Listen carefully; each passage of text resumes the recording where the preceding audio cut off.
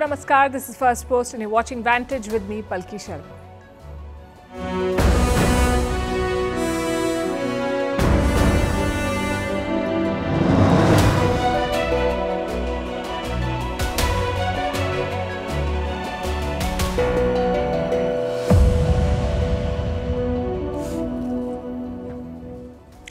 What is the biggest security challenge for India? Arguably China. So the Indian security apparatus has been gearing up to meet that challenge. It's a long process, but it's very much underway. Tonight we'll tell you about one such major shift, an entire corps in the Indian military dedicated to the LAC, line of actual control, the de facto border with China. We'll tell you what this entails and why it's significant. Meanwhile, Taiwan is facing a new threat from Beijing. Chinese Coast Guard officials boarded a Taiwanese tourist vessel and harassed the passengers and crew. In Israel, the war is taking a toll on the economy. The GDP dropped by 5% in the last quarter, almost twice what was projected. In the Ukraine war, it's advantage Russia. Is 2024 the year Russia will win this war? The answer is yes. A Western aid continues to dry up. Down under, Australia is doubling its warships, spending more than $35 billion on naval upgrades. In the UK, diseases from the 19th century are making a comeback. In South Korea, a major doctors' strike has hit health services. In South Africa, a ship with thousands of cattle on board is making Cape Town stink. We'll also tell you about the new car that Putin has gifted Kim Jong-un and what classrooms of the future will look like with the advent of technology. All this and more coming up. The headlines first. Julian Assange makes a final legal attempt to fight his extradition to the US, but the WikiLeaks founder was absent at a key court hearing in London. Assange's lawyer says the Australian is not well. Washington wants Assange to face trial for publishing secret military and diplomatic files. In India, Congress leader Rahul Gandhi taken into custody briefly. The arrest was over a 2018 defamation case for his remarks against Union Home Minister Amit Shah. The opposition leader was later granted bail. Rahul Gandhi faces at least 10 other defamation cases. Guinea's junta freezes the bank accounts of dissolved government members, also orders their passports to be seized. On Monday, the junta dissolved the government, which had been in office since 2022. In 2021, the military came to power in Guinea in a coup. Malaysia's currency, the ringgit, falls to its lowest level in 26 years. This year, the currency has already dropped by more than 4% against the US dollar. Its performance has been affected by poor exports and rising US interest rates. And the Eiffel Tower is closed for the second straight day due to strike. On Monday, the staff went on strike to protest the way the monument is being managed financially. The Eiffel Tower is one of the world's top tourist attractions.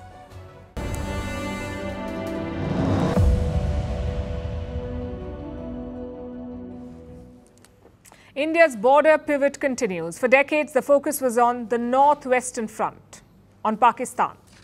But now it's on the other side. The focus is on China. Reports say the Indian Army is making a big change. It is converting an area headquarters into a core headquarters. I know you will have questions. After all, it's a very technical change. But do know this.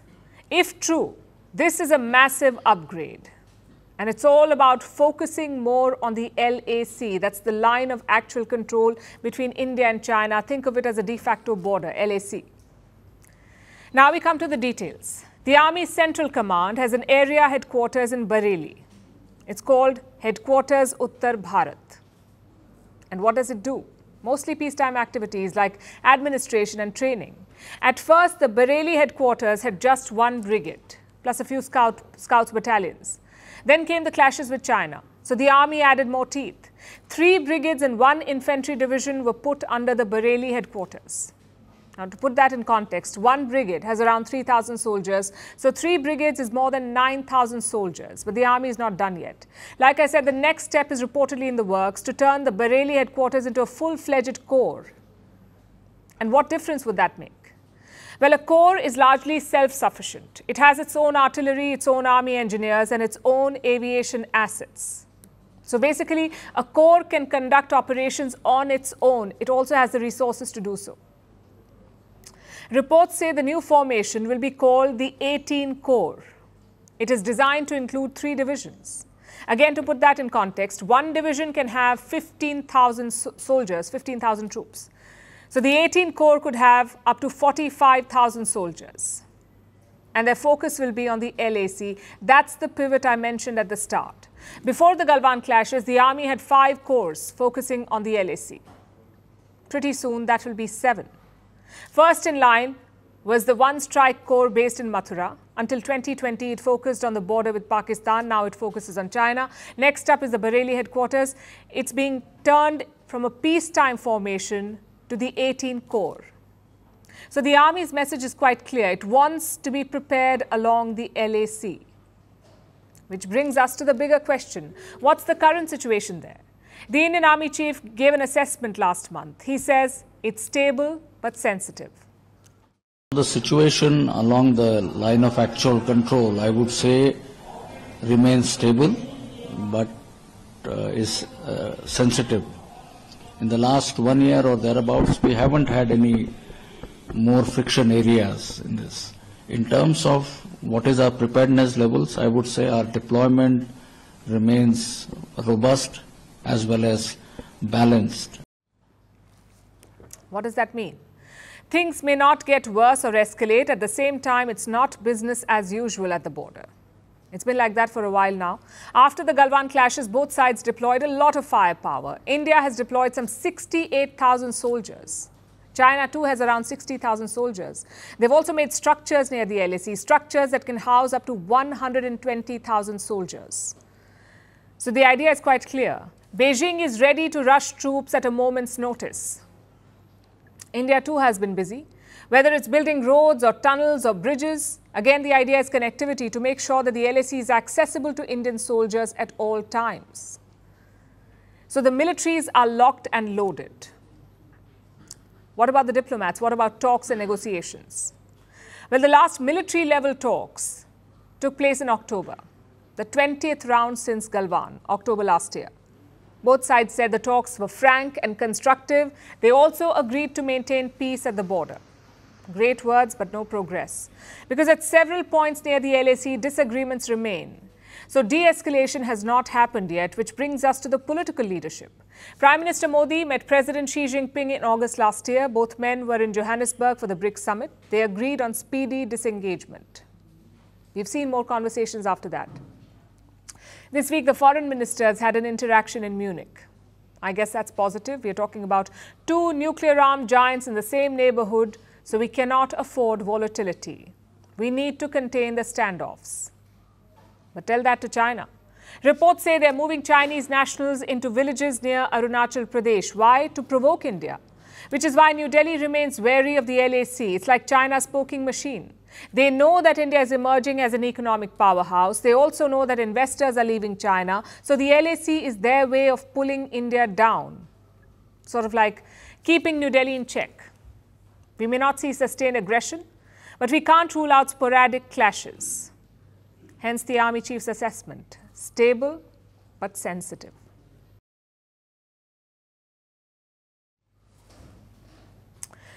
That cannot be said for China's equation with Taiwan. It is tense. On Sunday, China's Coast Guard issued a statement, a message for Taipei. The Chinese Coast Guard is shifting strategies, engaging in more aggressive patrolling in the waters around Taiwan. And why is this worrying? Because Chinese troops are closing in. They'll now be in the vicinity of Taiwan's forces, closer than ever before, and this raises the threat of a clash. It even threatens civilians, Taiwanese civilians. Yesterday, there was a flare-up. China harassed a tourist vessel. It's called the King Xia, a Taiwanese ship, King Xia. It was out on a tour yesterday. There were 34 people on board, 11 crew members and 23 passengers. The boat was near Kinmen. Now, Kinmen is an archipelago. It belongs to Taiwan. But it's barely 10 kilometers from Chinese mainland.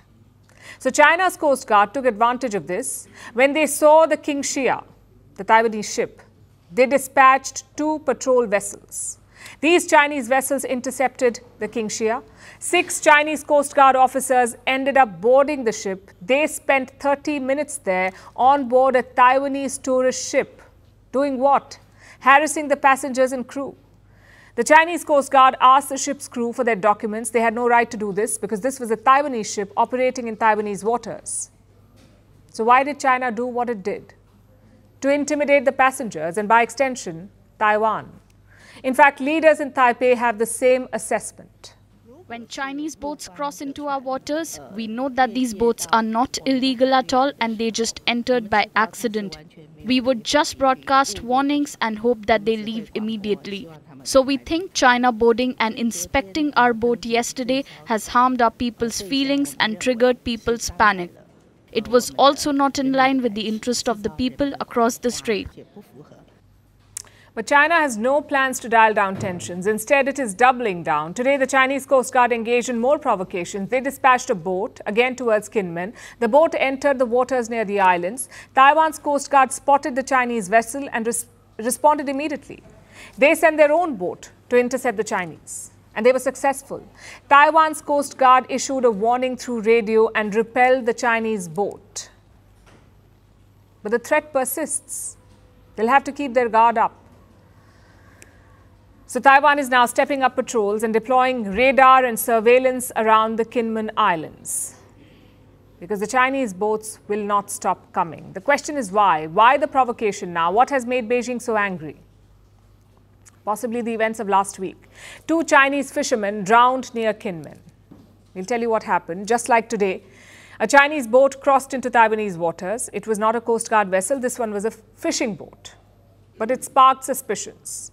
The fishing boat had no name, no ship certificate, and no registration. There were 4 people on board. When they entered the Taiwanese waters, Taiwan's Coast Guard spotted them. They tried to stop the Chinese vessel, but the crew did not listen. They increased the speed of their boat. They tried to beat the Taiwanese Coast Guard. This led to a high-speed chase and ended in a mishap. The Chinese fishing boat capsized. All 4 of its crew members fell into the sea. Taiwan's Coast Guard managed to rescue 2 of them. The other 2 drowned. China issued a sharp statement about this incident. It blamed Taiwan's leaders for these deaths, especially the ruling party, the Democratic People's Party of Taiwan, which is a pro-democracy party, as their name suggests. They oppose reunification with China.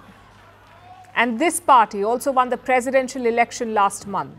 Of course, Beijing was not happy with the result, and now they're taking a fresh aim at Taipei. So who is against cross-strait reunification and wants to pursue independence? It is not us, but the governing party on the island, which is called the Democratic Progressive Party. Therefore, to uphold the One China policy, we should support China's peaceful reunification. If we want to maintain peace and stability in the Taiwan Strait, we must resolutely oppose Taiwan independence, because Taiwan independence and stability in the Taiwan Strait are incompatible. That was China's Foreign Minister Wang Yi. He claims China wants peace and stability. The problem is China wants it on its own terms. For them, peace and stability will be achieved only if the neighbors surrender. And that won't happen.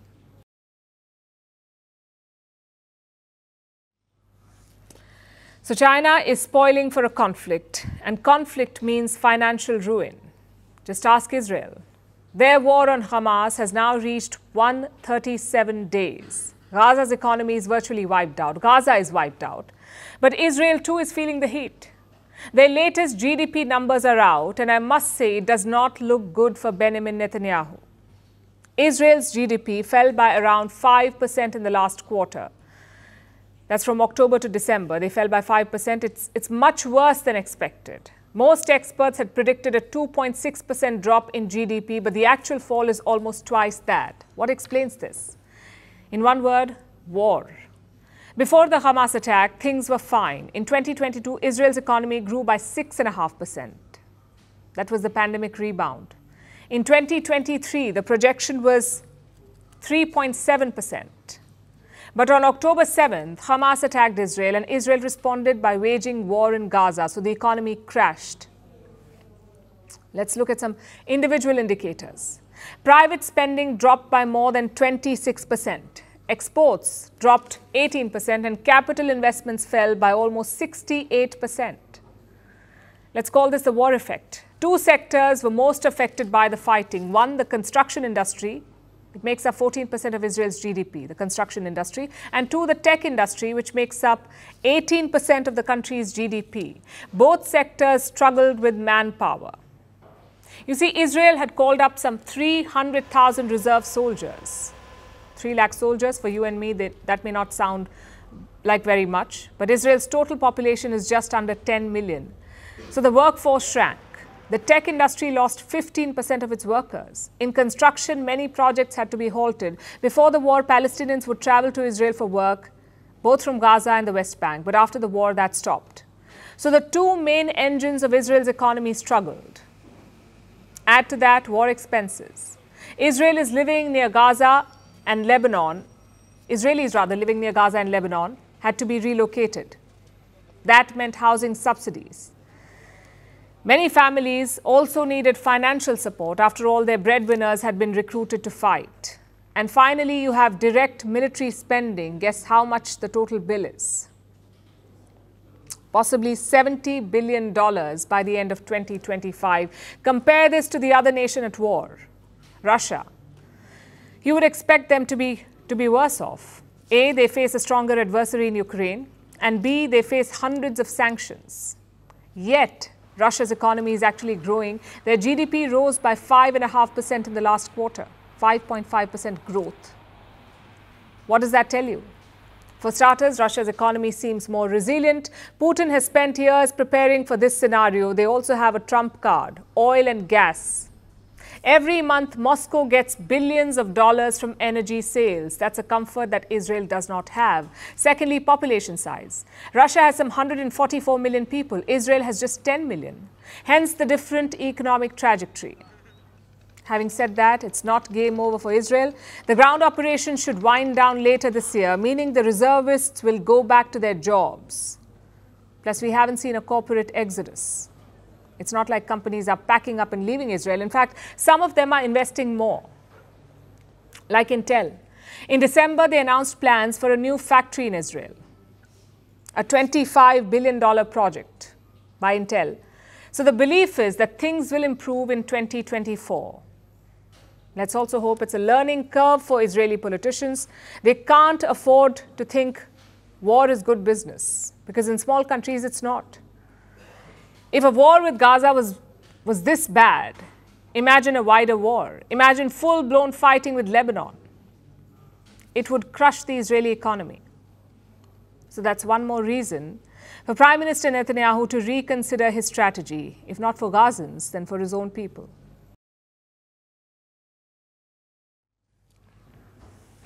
Now let's talk about the other war, the Ukraine war. 2023 started on a high for Ukraine. It was planning a counter-offensive. The West was rallying behind it. The spirits were high. Ukraine felt like it could win this war. But a year later, the picture looks bleak. Ukraine has not made any gains on the battlefield. The army is accused of corruption. Things are not looking good at the front lines, and Western aid is drying up. So is this the year they lose the war? Let's look at what's happening on the ground. This weekend, Russia's offensive got a major boost. It captured the town of Avdiivka. It's located in eastern Ukraine. For Russia, capturing this town is a big deal. Their biggest victory since Bakhmut.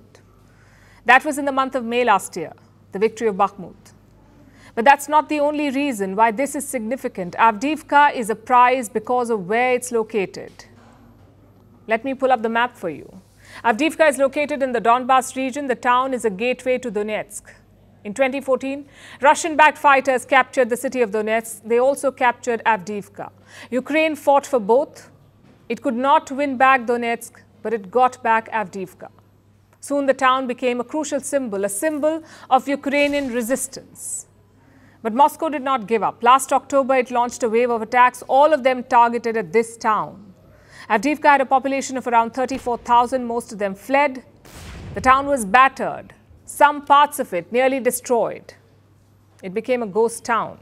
But Russia did not stop. The battle went on for months. Last week, Moscow ramped up its attacks. Its military pounded the Ukrainian forces. It was dropping almost 60 bombs per day, 60 per day.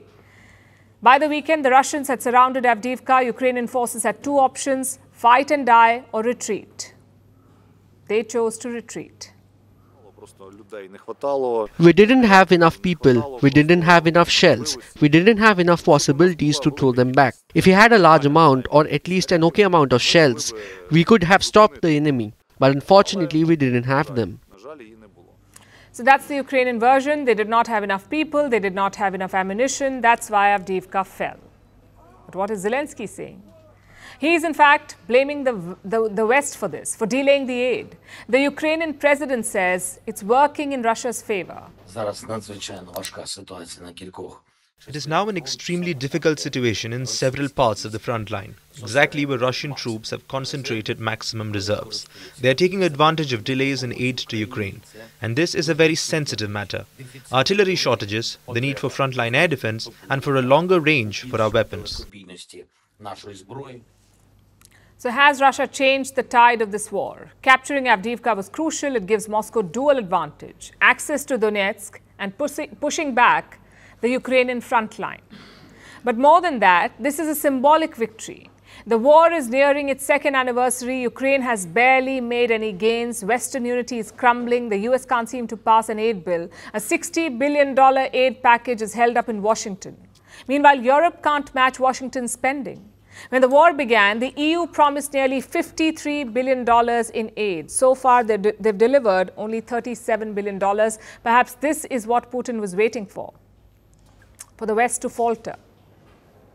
Does that mean Russia can win this war in 2024? Well, this is where things stand. Ukraine is on the defensive, resisting Russian attacks and trying to avoid a full-scale fight. On the other side, Russia is on the offensive. It has boosted military spending. Moscow will increase it by almost 70% this year. It is also mobilizing more troops. In December, Putin signed a decree to increase troop strength by almost 170,000. 170,000 more soldiers. That will make a total of 1.32 million Russian troops. So Russia is committed to this offensive because at the end of the day, this is a war of attrition. Whoever survives longer wins it. And at this point, it is advantage Russia. Now let's turn to Australia. The land down under is feeling the heat and the need to increase its defences. It made an announcement today. Australia is significantly expanding its navy. It will more than double its warships. Right now they have 11 major warships. They plan to increase it to 26. This will make the country more battle ready than it has been in generations. Today, the Albanese government is announcing an increase in the number of warships in the Royal Australian Navy to being the largest fleet since the end of the Second World War. Here's the breakdown of battleships. Australia plans to field 3 Hobart-class air warfare destroyers, 6 Hunter-class frigates, 11 general-purpose frigates, and 6 large, optionally crewed surface vessels. That means drone ships, optionally crewed. That adds up to 26 major warships. Along with this, 25 minor war vessels will be built. Now, most of these are new projects. Australia currently has just 3 Hobart-class destroyers in active service. Construction of the Hunter frigates began last year. The first one is expected only by 2031, and the acquisition of the other 2 warship types is yet to begin. So the entire naval upgrade is a long-term plan, and it will be expensive. Canberra has earmarked an additional $7.25 billion for this. And this is just for the surface vessels, the ones that I mentioned. There's even more set aside for submarines. Australia is planning to acquire nuclear-powered submarines as part of AUKUS. AUKUS, you would know, is a security partnership between Australia, the UK and the US. Australia will buy at least 3 Virginia-class nuclear submarines from the US in the next decade. Plus, it will build 5 SSN AUKUS-type submarines for itself. So Australia's overall naval upgrade budget is much bigger, some $13.5 billion over the next decade. It's a hefty investment. But what has brought this on? This is what Australia's Deputy Prime Minister said, and I'm quoting, the Royal Australian Navy must be able to ensure the safety and security of our sea lines of communication and trade routes as they are fundamental to our way of life and our prosperity. He spoke about protecting trade and communication. But it's hard to imagine pirates from Polynesia blockading Australia. The chief of the Australian Navy was a bit more forthcoming. This is what he said, I'm quoting again. A strong Australia relies on a strong Navy, one that is equipped to conduct diplomacy in our region, deter potential adversaries, and defend our national interests when called. Australia is preparing to defend itself against potential adversaries. It plans to use its upgraded Navy to conduct regional diplomacy. Both these goals are a way to counter China. China has been vying for naval supremacy in the Pacific, directly challenging American and Western hegemony in the region. Beijing has been courting Pacific Island nations, trying to win them over to its side with promises of investment and security. That's where a strong Australian Navy comes in, as an alternate source of security for Pacific Island nations and a way to deter other Chinese ambitions. Like an attack on Taiwan or other Western allies. Even though it wasn't named today, China is the reason for Australia's naval upgrade. It's the reason for the formation of AUKUS. It's the reason for the Quad alliance between Australia, India, Japan and the US. And it's the reason for Australia's naval militarization. But will 26 warships be enough to deter Beijing? I ask because China has the largest navy in the world with 140 major surface vessels. This is according to the US Department of Defense. Australia's 26 warships alone will not worry China, but alongside its allies, Australia may be able to help contain Beijing's aggression.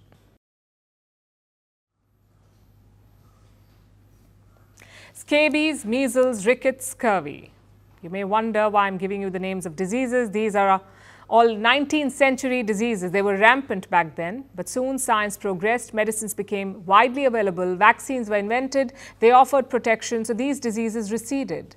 We rarely see them now, but in the UK they're making a comeback. Why is that? Why are diseases from the Victorian era plaguing UK citizens? Our next report has the answer. Scabies. It's a disease humankind has known forever. Aristotle talked about it, Arab physicians mentioned it. In the Victorian period, it was infectious. Scabies is transmitted by tiny mites. They lay eggs under the skin. It causes an itchy rash. Usually, it spreads by close contact. It's associated with overcrowding or poor hygiene. It was thought to be a disease of the past. Modern medicine made it rare, but it's making a comeback in the UK. The UK is witnessing 3 scabies cases per 100,000 people. That's double the average. In some areas, they're almost as high as 6 cases per 100,000 people.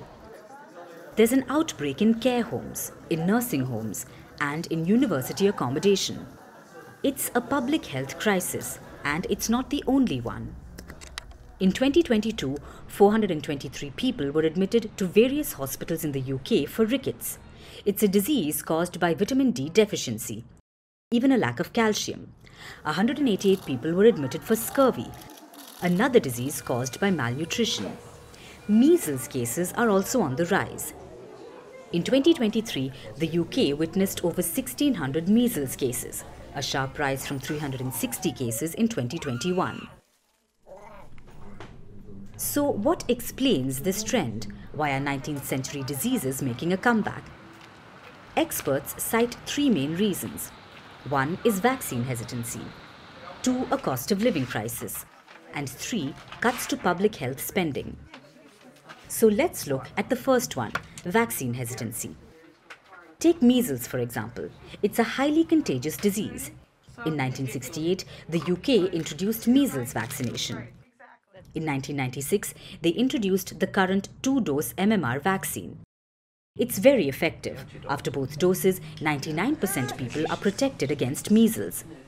But people are still getting the disease. Why? It's because vaccination rates are falling. It was affected during the pandemic.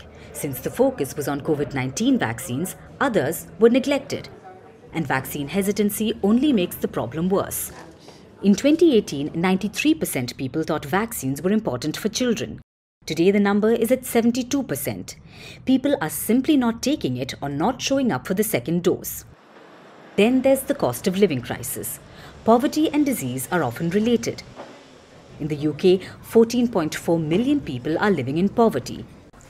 6 million of them are in deep poverty. It's a number that's fast rising.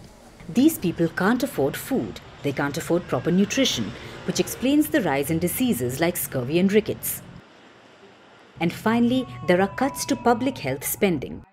The UK does not have enough health workers. These are people who can set up mobile vaccination centres. Then there's also a lack of health visitors. These are people who work with new babies. They consult with the family from when the baby is born to the age of 5. This includes individual support, vaccination advice, assessing needs and growth of babies. The number of health visitors in the UK has fallen by 40% since 2015. So there's not enough help, which explains the growing crisis. Children are missing out on vaccines, adults are not getting enough nutrition, and infectious diseases are on the rise. If the UK doesn't deal with this soon, it would be like stepping back in time for the country. And that is not a pretty picture.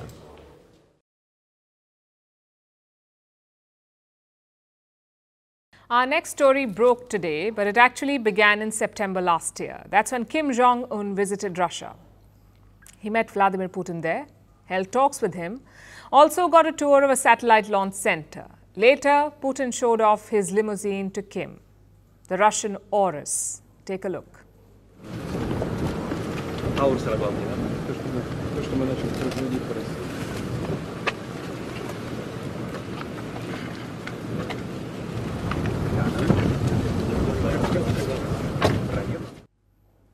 Looks like Kim Jong-un liked it. Maybe that's why Putin decided to gift him one. That's right. Kim has received an Urus limousine from Putin. It was delivered by Russian officials over the weekend. Kim's sister thanked Putin for the gift. She said it's a sign of their special personal relationship. Let's tell you about the car now. Urus was founded in 2018. Putin wanted his own line of luxury cars made in Russia for Russia. Thus, Urus was born. This limousine is called the Senat. Gearheads will tell you it looks like a Rolls-Royce, and yes, there is a similarity. The Senat is more than 5 meters long. It weighs around 2,700 kilograms. It's the same model that Putin uses for his official trips. But that one weighs a bit more. You see, Putin has made some modifications to his car. His Urus Senat has a bulletproof armor, reinforced glass, bomb-resistant floors, integrated offensive systems, self-contained oxygen supply, and a secure communication line. It's a car/tank. We don't know if Kim's gift has the same modifications. If not, trust him to add those, because the North Korean leader loves cars, especially the luxury ones. On most days, you will see Kim in his Mercedes Maybach Pullman Guard. It costs more than $1 million. In 2018, he was spotted in a black Rolls-Royce. The same year, he bought 2 Maybach S600 Guard cars. So long story short, Rocket Man is also a petrol head. Between 2015 and 2017, he imported 800 luxury cars. So you can imagine his collection. Just one problem, though. You can't sell luxury cars to North Korea. The United Nations has sanctioned them for the nuclear program. Russia is also supposed to follow that, to uphold those sanctions. So this gift is a legal grey area. But clearly, Vladimir Putin does not mind. Reports say North Korea has shipped a lot of artillery to Russia to be used in the war against Ukraine. Reports also say Putin may visit Pyongyang soon. Now that would be huge, because North Korea is not on most diplomatic bucket lists. But like I said, Putin doesn't mind. Let's keep the politics aside, though. Let's focus on gifts. World leaders do exchange things when they meet. Sometimes it's a cultural item, sometimes it's a personal gift, and sometimes it's just plain strange. Just ask former US President George Bush. In 2003, Argentina gifted him 300 pounds of raw lamb meat. 300 pounds of it. Why? Even the archives do not know. But animals, dead or alive, are top picks. Former French President François Hollande got a camel. It was Mali's way of thanking him. Of course, the Elysee Palace could not tie it to the front yard, so the camel was given to a family in Mali. Guess what they did? Killed it, cooked it, and ate it. The Russian president has also received animals as gifts. In 2017, he got a puppy from Turkmenistan. Take a look at this.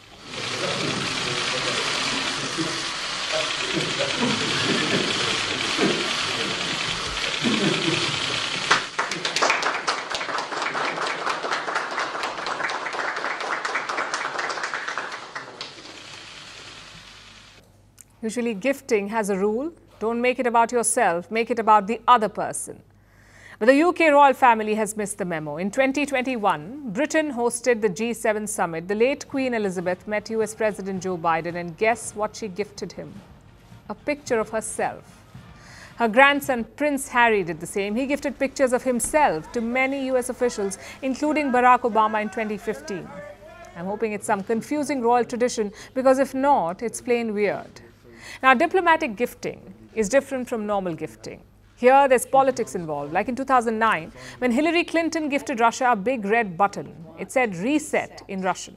At least that's what the US government thought. Russian officials pointed out it did not say reset, it said overloaded. Safe to say that gift did not work. So I guess the lesson is quite simple. You can't use gifts to reset or revive your bad relations. It can only make a good relationship better, not a bad relationship good. Let's see how Putin's car performs on that metric.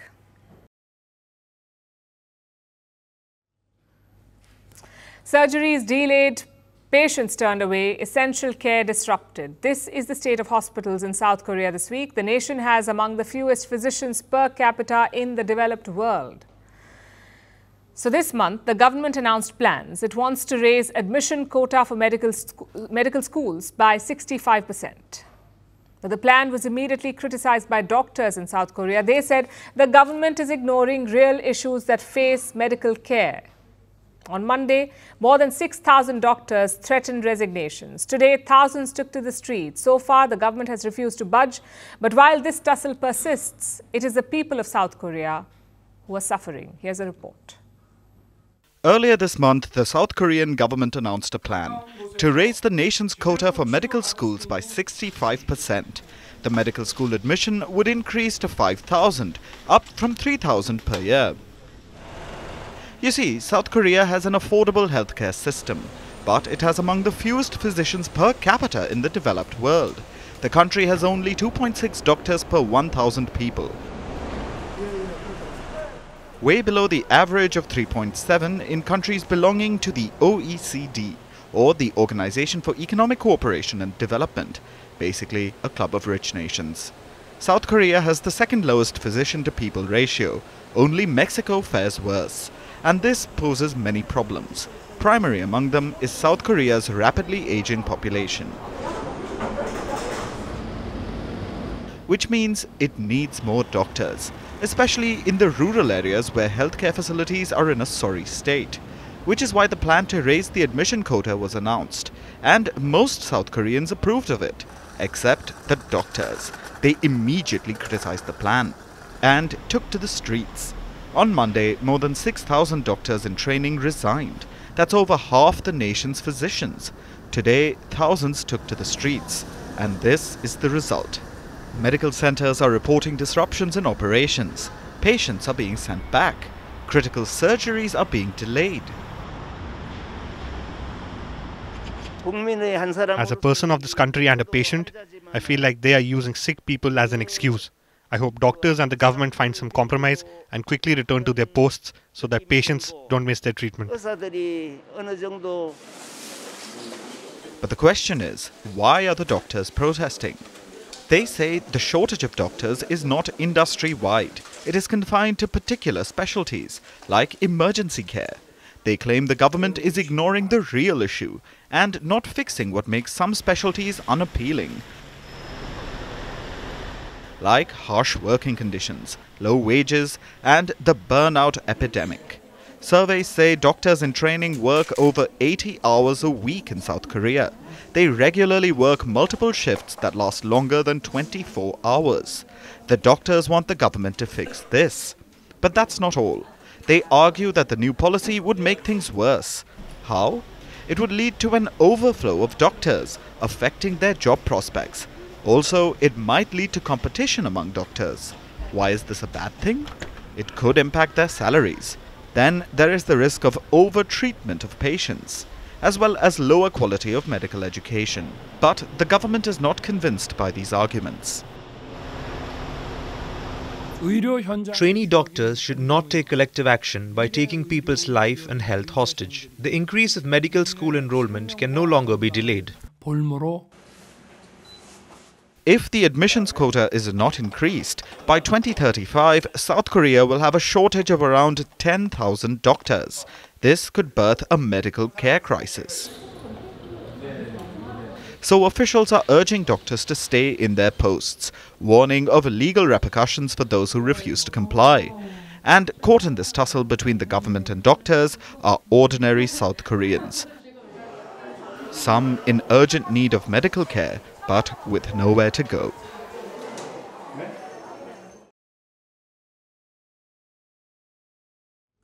Now let's turn our attention to the UK. British schools have been given a new guidance to stop the use of mobile phones in classrooms. The guidance is not statutory. There is no law banning phones in British schools. So this is more like a harsh request. And the execution depends on schools. They can implement the guidance depending on their creativity levels, like blanket bans on mobiles in schools, orders to leave all phones at home, putting mobiles inside inaccessible lockers, or letting students keep them as long as the devices are never seen, used or heard. Not my words, the guidance says all of this. But if you think this is corny, wait for it. One of the biggest issues children and teachers grapple with every day is the impact of... See how frustrating that is. Almost 1/3 of secondary school pupils said their lessons were disrupted by phones. We know that they're a distraction in the classroom and cause bullying in schools. Many schools have already banned them, which has led to a safer and better learning environment for their students. Now, we're publishing new guidance so other schools have the support they need to do the same. That, of course, is British Prime Minister Rishi Sunak. Thanks to this video, he has gone viral. He's being mocked on social media, not just for his acting chops, but also the guideline that he's issued. Critics say it's more of the same. Currently, the UK has a mixed policy. Some schools have blanket bans on mobile phones. Others allow them during break time. So Sunak's policy is not bringing anything new to the table. And there is a bigger problem here. Smartphone crackdowns are contentious. It is undisputed that smartphones can be a distraction in classrooms and in life. They can build social pressure and fuel cyberbullying. But banning them comes with practical concerns. Students use phones to contact parents during commute. They also use phones as payment methods. And the bans disproportionately punish parents with jobs and other family responsibilities. Plus, no one is sure if schools' cell phone bans even work. A US study claims schools with cell phone bans reported higher rates of cyberbullying. Meanwhile, a Spanish study saw a reduction in cyberbullying after cell phone bans. And according to a study in Norway, smartphone bans improved grades of female students only. So this is a complex problem. But in many countries, smartphone bans are the go-to solution. Almost 1 in 4 countries have banned phones in schools, either through law or by means of policies. We see this from Colombia to Côte d'Ivoire and from Italy to the Netherlands. But bans are more common in Asia. In most Asian countries, mobiles in schools are a big no-no. Both Bangladesh and Singapore ban smartphones. India does not have a nationwide ban, but most state governments and schools ban smartphones. The latest was announced in New Delhi. Last year, mobile phones were declared, quote-unquote, strictly forbidden in classrooms, all classrooms. Some other nations do not have blanket bans either, like France. The nation bans smartphone use in classrooms, but it doesn't apply to children with disability. Some nations have banned specific applications in schools.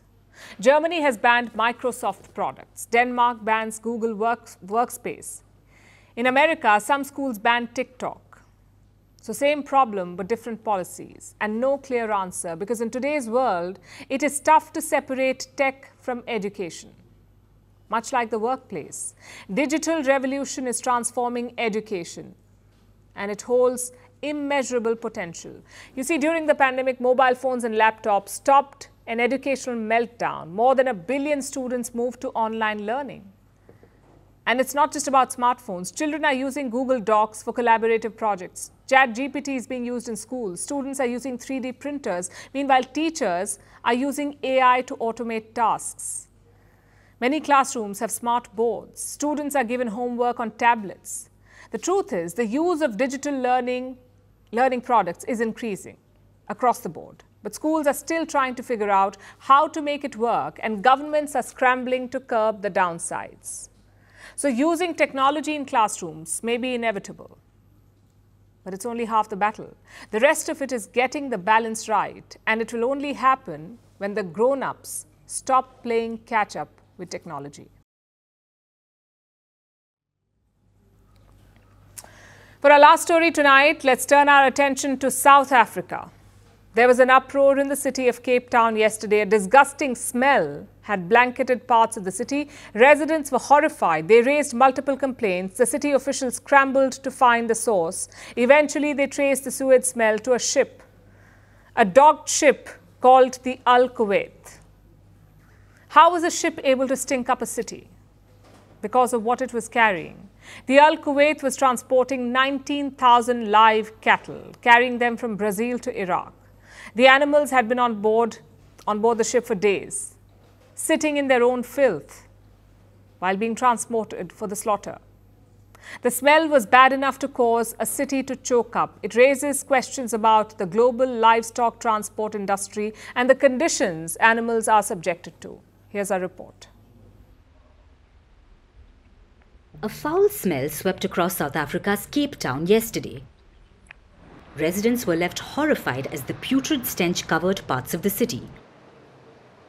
They complained to Cape Town's mayoral office, which scrambled to identify the cause.